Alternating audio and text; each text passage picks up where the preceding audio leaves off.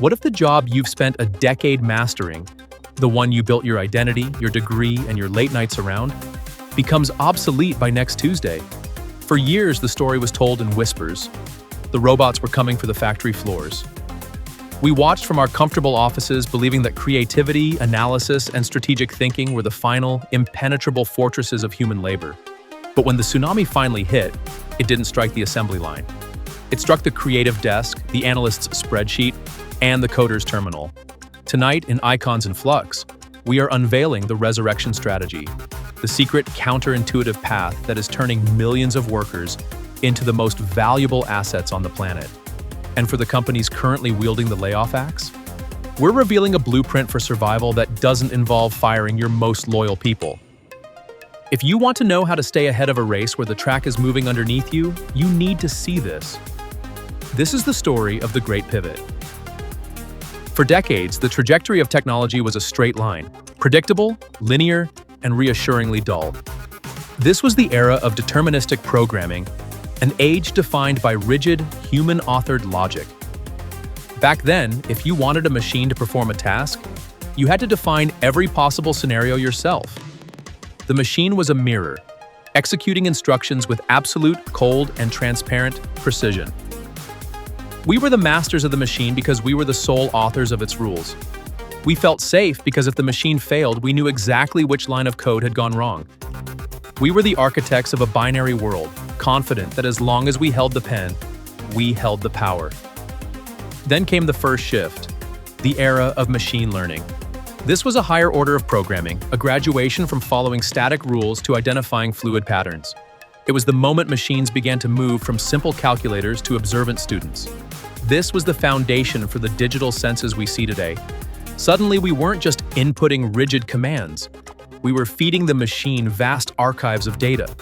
We watched in awe as it began to recognize animals in a landscape, distinguish a street sign from a person, and even reconstruct pixelated images to make them look sharp and real.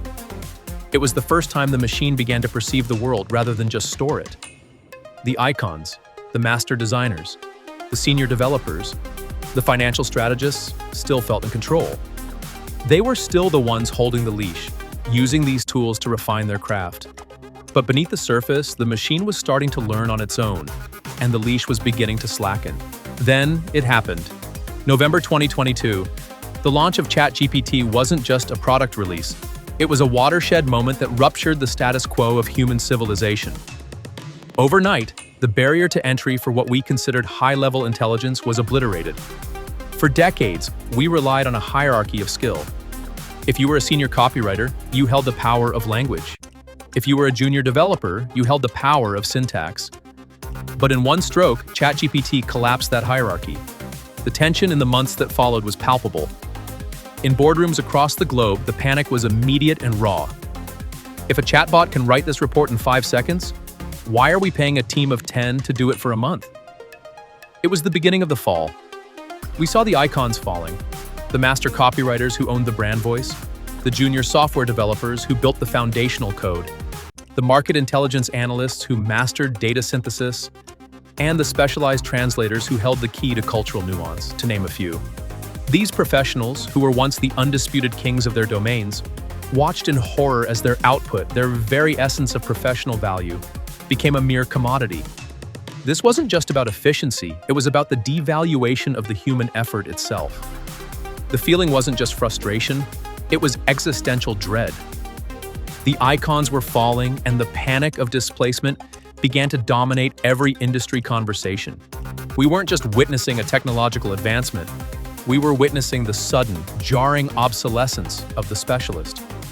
It triggered the brutal, reactionary cycle of layoffs that still defines our economic landscape today.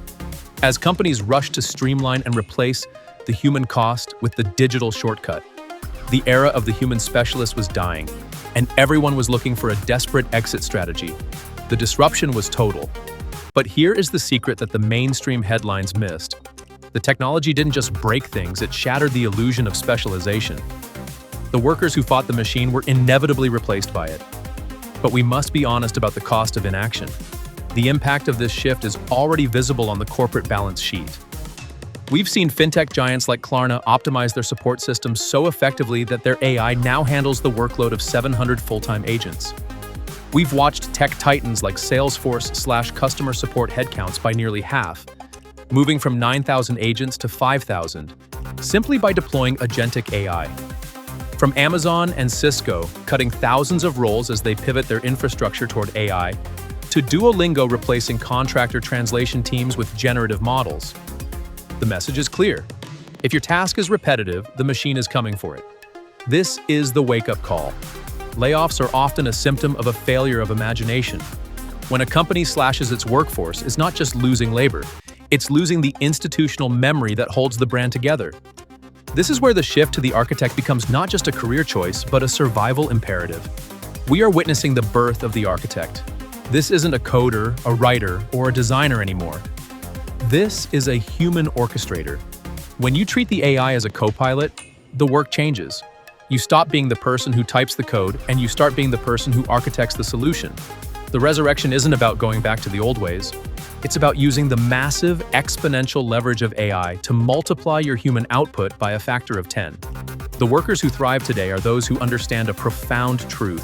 While the AI produces the data, the human provides the vision, the ethics, and the strategic direction. You aren't being replaced, you are being upgraded to the role of a commander, the visionary who guides the machine toward greatness. If you are a leader, stop treating your people as costs to be cut and start treating them as an internal academy to be built. Here is the survival blueprint for leadership and teams who want to avoid the traps of the past. 1. The Internal AI Academy. Instead of firing, invest in a rapid, mandatory upskilling pipeline. Map every employee's existing domain expertise to an AI-augmented version of their role. 2. The Shadowing Strategy. Pair your most seasoned experts with the newest large language models. Let them shadow the AI.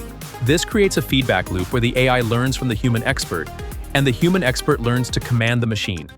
3. Transparent pivoting. The biggest cause of workplace anxiety is the fear of the unknown. If you are implementing AI, show your team the roadmap. Give them the agency to lead the transformation, and you'll find that your people become your greatest advocates for change. For the workers watching this, your path to staying in the business is to become AI-Fluent. Don't just learn a tool, learn the grammar of AI. Focus on high-level strategy and deep domain empathy, because the machine can provide the answers, but it can never decide what is worth asking.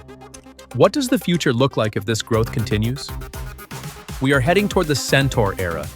The most powerful entities in the economy won't be pure humans, and they won't be pure machines. They will be a seamless fusion. The long-term repercussion of this disruption is that the definition of expertise is changing. We are moving away from a world of rote execution to a world of curated intelligence.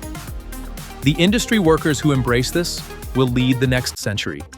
They will be the ones who manage entire systems of autonomous agents, delivering products and solutions in days that would have taken years.